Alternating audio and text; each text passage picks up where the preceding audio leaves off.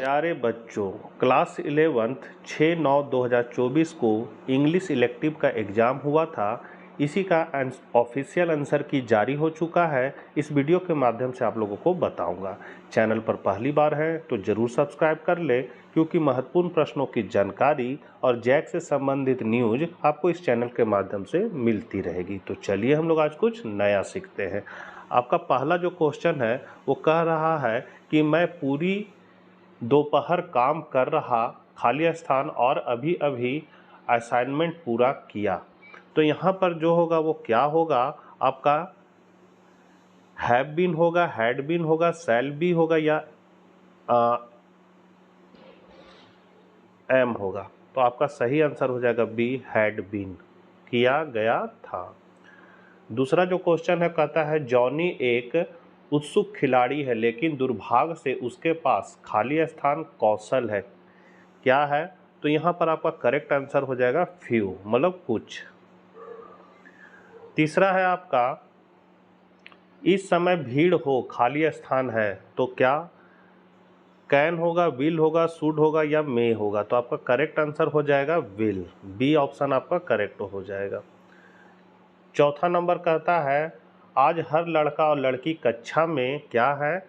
तो उपस्थित है, उपस्थित है या फिर इज प्रेजेंट होगा कि आर प्रेजेंट, है प्रेजेंट या हैड प्रेजेंट। तो आपका करेक्ट आंसर जो हो जाएगा वो हो जाएगा इज प्रेजेंट। पांचवा नंबर है खाली स्थान शिक्षक एक ऐसी कक्षा को पसंद करते हैं जो समान स्तर के विद्यार्थियों के होने में काफ़ी सुसंगत है। तो क्या हो जाएगा, मोस्ट, इच, मेनी या फिर नन हो जाएगा। तो आपका करेक्ट आंसर जो हो जाएगा वो हो जाएगा मोस्ट, मतलब सर्वाधिक। छठा नंबर क्वेश्चन है खाली स्थान मैं आपकी मदद करूं, विल, कैन, मस्ट, वांट। तो आपका करेक्ट आंसर हो जाएगा कैन। सातवां नंबर है ए डिफेंस ऑफ पोएट्री किसने लिखी है। तो इसका आपका सही आंसर हो जाएगा शैली ने। आठवां नंबर कह रहा है the adventure of the three Garridebs किस प्रकार का लेखन है। तो ये आपका एक क्या है, एक शॉर्ट स्टोरी है, मतलब एक लघु कथा है। तो आपका सी करेक्ट आंसर हो जाएगा। नौवां नंबर है द फिंगरिंग स्लेव पंक्ति किसने लिखी है। तो इसको जो लिखा है वो आपका ए हो जाएगा वर्ड्सवर्थ ने। 10वां नंबर क्वेश्चन कहता है श्रीमती सैंडर्स कौन थी। तो ये थी एक केयर टेकर थी। आपका ए करेक्ट हो जाएगा, कार्यवाहक मतलब केयर टेकर। 11 नंबर क्वेश्चन कह रहा है the adventure of the three Garridebs का कथावाचक कौन है, मतलब उसके लेखक कौन है। The adventure of the three Garridebs, तो इसके जो लेखक है वो है doctor Watson. Doctor Watson the adventure of the three Garridebs के कथाकार हैं। 12 नंबर क्वेश्चन है शैली कौन है, लेखक ने अपने पाठ में उसका उल्लेख क्यों किया है। तो इसका आंसर हो जाएगा शैली एक वैज्ञानिक कवि थे। लेखक ने निबंध में उनका उल्लेख किया है क्योंकि वह चाहते हैं कि शैली वैज्ञानिक शैली के प्रति उनके दृष्टिकोण पर विचार करें। 13 नंबर क्वेश्चन है नाथन गैरी डेव के बारे में आप क्या जानते हैं।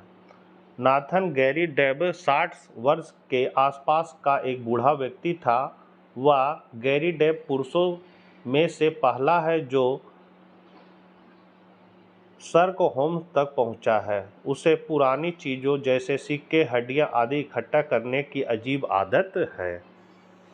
14 नंबर है वर्षों में उन्नत साहित्य के प्रति उनकी उदासीनता पर डार्विन की टिप्पणी से आप क्या निष्कर्ष निकालते हैं।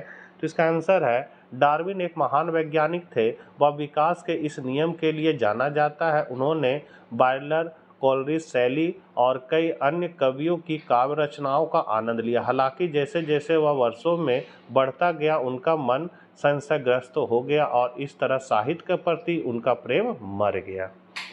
15 नंबर क्वेश्चन है, जॉन गैरीडेव कौन था? अलेक्जेंडर हैमिल्टन गैरीडेव और उनकी विरासत की कहानी गढ़ने का उनका उद्देश्य क्या था? तो आंसर है आपका जॉन गैरीडेव एक कुख्यात अपराधी था। उसने अपने उद्देश्य को प्राप्त करने के लिए मजबूत योजना बनाई, लेकिन यह सच कहा जाता है कि चतुर अपराधी भी कुछ सुराग पीछे छोड़ जाते हैं।